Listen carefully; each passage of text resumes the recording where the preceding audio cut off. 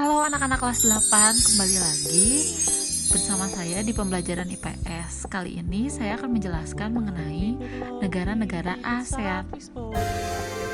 Kira-kira menurut kalian ada berapa sih negara-negara ASEAN? Yuk, sekarang kita mulai mengenal negara-negara Asia Tenggara. ASEAN atau Association of Southeast Asian Nation adalah organisasi kawasan yang mewadahi kerjasama di negara Asia Tenggara, baik itu geopolitik maupun ekonomi. Jumlah negara di ASEAN kini menjadi 10. Organisasi ini dibentuk pada tanggal 8 Agustus 1967 di Bangkok atau yang kita kenal Thailand. Melalui penandatanganan Deklarasi Bangkok, Indonesia termasuk negara pendirinya bersama dengan Malaysia, Filipina, Singapura, dan Thailand. Kita akan membahas mengenai letak geografis dan letak astronomis negara ASEAN.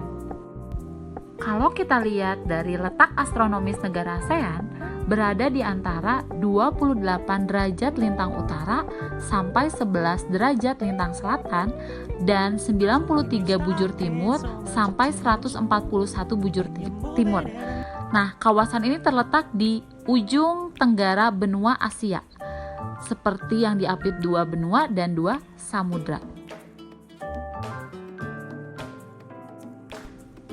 Letak astronomis negara Asia Tenggara menjadi tempat strategis, terutama bagi kehidupan perekonomian.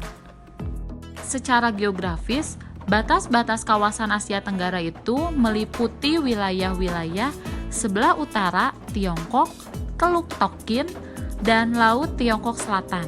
Sebelah barat, Samudra Hindia, Bangladesh, Teluk Bengala, dan Laut Andaman. Sebelah selatan, Australia, dan bisa juga Samudra Hindia karena Samudra Hindia itu sangat luas sekali.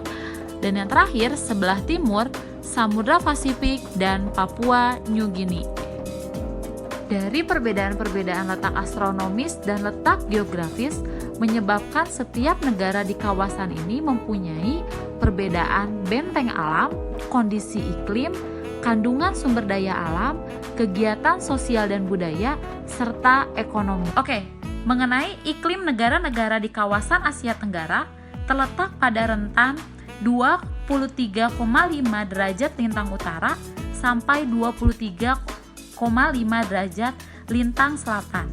Artinya, negara-negara di kawasan ini termasuk dalam iklim tropis karena terletak dekat dengan garis khatulistiwa yang merupakan garis jarak terdekat dengan bumi dan garis edar matahari. Maka intensitas sinar matahari yang diterima di kawasan ini cukup tinggi.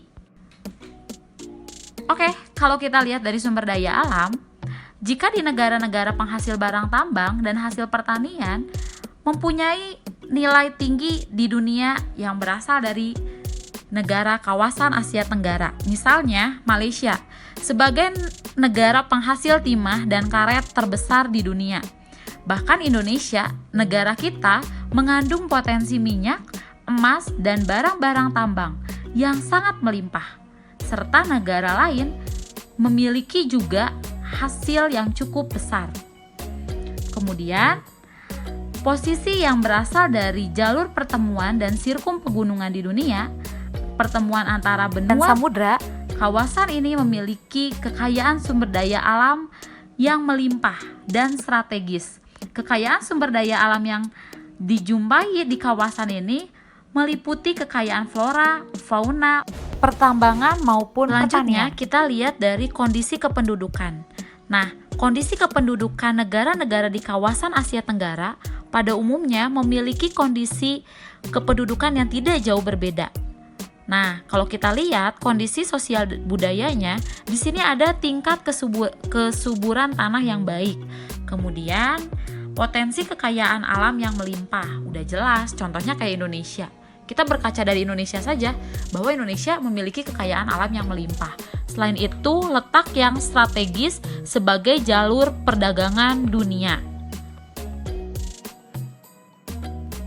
Selanjutnya, kalau kita lihat dari penduduk, keadaan penduduk di kawasan Asia Tenggara itu bisa kita lihat dari aspek suku bangsa, bahasa, jumlah, agama, dan mata pencaharian. Kita ambil contoh misalkan bahasa. Bahasa di Indonesia itu cukup banyak sekali. Kemudian penduduk di Indonesia pun juga sangat banyak. Ditambah lagi negara-negara Asia Tenggara pun juga memiliki penduduk yang sangat banyak. Nah, ternyata di sini ada kerjasama ekonomi dan perdagangan bebas Asia Tenggara untuk lebih meningkatkan kehidupan perekonomian di negara-negara Asia Tenggara. Dari situlah dijalin kerjasama antar negara di kawasan negara-negara yang lain. Bentuk kerjasamanya seperti apa? Dilakukan dengan lingkup bilateral, regional, maupun multilateral. Sepertinya waktunya akan berakhir.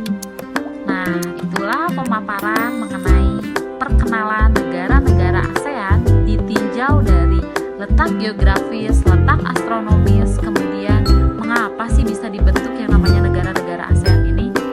Sudah terjawab ya anak-anak? Silahkan simak videonya dan jangan lupa kerjakan